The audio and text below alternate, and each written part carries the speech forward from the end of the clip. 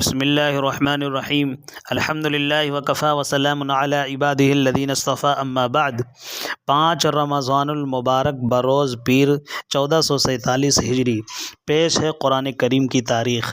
جیسا کہ اس سے پہلے بتایا جا چکا ہے کہ کتابت قرآن کے تعلق سے کہ حضور صلی اللہ علیہ وسلم کے زمانے میں صحابہ نے پورا قرآن لکھا تھا یا نہیں۔ آپ صلی اللہ علیہ وسلم چونکہ امی تھے، لکھنا پڑھنا آپ صلی اللہ علیہ وسلم کو نہیں آتا تھا، اس لیے یقینی ہے کہ آپ نے اپنے ہاتھ سے قرآن نہیں لکھا اور نہ خاص اپنے لیے قرآن کا کوئی نسخہ لکھوایا۔ آپ اگر کوئی نسخہ لکھواتے تب بھی آپ اس سے متمتع نہیں ہو سکتے تھے۔ لکھے ہوئے سے منتفع وہ ہو سکتا ہے جو پڑھ سکتا ہو۔ اب ایسی صورت میں اگر آپ اپنے لیے قرآن لکھواتے وہ بیکار ہوتا، جس سے آپ کی شان ارفع تھی۔ تاریخ سے بھی اس کا پتہ نہیں چلتا کہ حضور صلی اللہ علیہ وسلم نے اپنے بعد متروکات میں قرآن کا کوئی نسخہ چھوڑا ہو یا آپ کے پاس کوئی قرآن لکھا ہوا تھا، مگر اسی کے ساتھ آپ کا یہ خیال ضرور تھا کہ قرآن جو آسمانی کتاب ہے اور قیامت تک کے لیے تمام لوگوں کا دستور العمل اور چشمہ ہدایت ہے، اس کا حرف حرف اور نقطہ نقطہ محفوظ رہے۔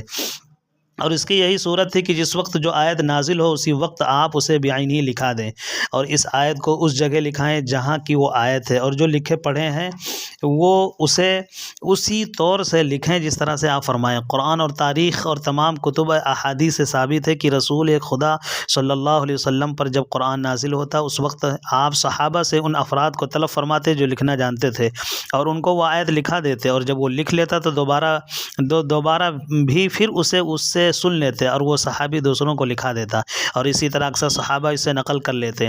بلکہ یہ بات قرآن ہی سے ثابت ہے کہ حضور صلی اللہ علیہ وسلم نے تمام قرآن لکھوایا، اور مخالفین کو بھی اس کا اقرار تھا۔ قرآن پاک میں ہے قالوا اساطیر الاولین، مجموع الزوائد میں ہے عن زید بن ثابت قال كنت اکتب الوحی لرسول اللہ صلی اللہ علیہ وسلم الی آخرہ۔ کتابت کا اہتمام حضرت زید کے اس بیان سے صاف ظاہر ہے کہ آپ صلی اللہ علیہ وسلم وحی لکھواتے اور اس میں اس قدر اہتمام کرتے کہ دوبارہ سنتے، اگر اس میں غلطی ہوتی اصلاح کرتے، پھر اسے حضرت زید صحابہ میں لے جاتے، اور چونکہ زید کا یہ لکھنا محض یادداشت کے لیے ہوتا تھا اس لیے وہ اس وقت ہڈی وغیرہ پر یادداشت کے طور سے لکھ لیتے، البتہ حفاظت کے لیے جو صحابہ لکھتے تھے وہ کرتاس پر لکھتے تھے۔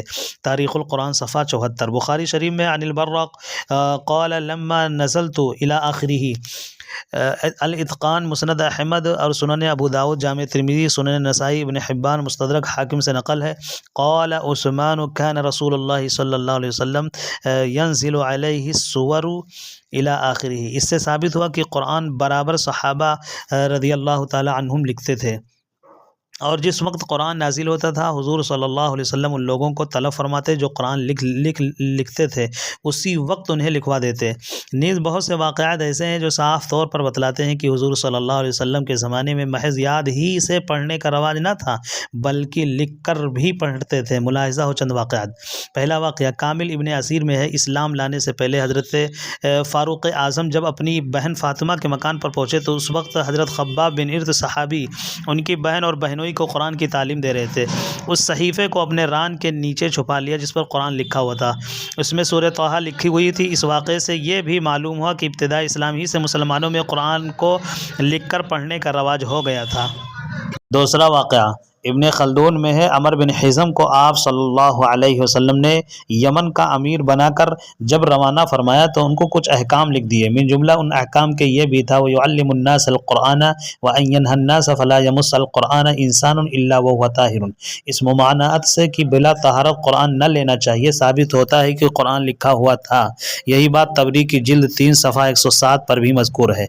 لبید جو عرب کا مشہور اور نامی شعراء میں تھا جب مسلمان ہوا تو قرآن لکھا اور شعر کہنا چھوڑ دیا۔ تاریخ القرآن صفحہ 78۔ اس قسم کے واقعات بے اختیار ہمیں اس پر مائل کرتے ہیں کہ حضور صلی اللہ علیہ وسلم نے اپنے عہد میں قرآن کو مرتب کیا اور تعلیم دیا۔ بہت سے صحابہ نے آپ سے پورا لکھا، اور نیز اس قدر اخبار کی اس پر شہادت ہے جو متواتر سے بھی زیادہ ہیں، اور پھر قرآن کے حفاظ اور قراء کی وہ سندیں جو حضور صلی اللہ علیہ وسلم تک پہنچتی ہیں اور درجے تواتر پر ہیں۔ ان تینوں باتوں سے اگرچہ ہر ایک تنہا ہمارے دعوے پر کافی روشنی ڈالتا ہے، مگر بعد ان تینوں باتوں یعنی واقعات، اخبار، سندات کے ہمارا یہ دعویٰ کہ قرآن حضور صلی اللہ علیہ وسلم کے زمانے میں مرتب تھا، جو ترتیب حضور صلی اللہ علیہ وسلم نے دی اسی ترتیب سے صحابہ نے لکھا، یاد کیا۔ بہت سے نسخے قرآن کے اسی ترتیب سے لکھے ہوئے تھے، اور بہت سے اس کے پورے حفاظ آپ صلی اللہ علیہ وسلم کے زمانے میں موجود تھے۔ ایسا روشن اور مستحکم ہو جاتا ہے کہ اس کے سامنے شکوک و شبہات کی تاریکی کا پردہ خود بخود اٹھ جاتا ہے۔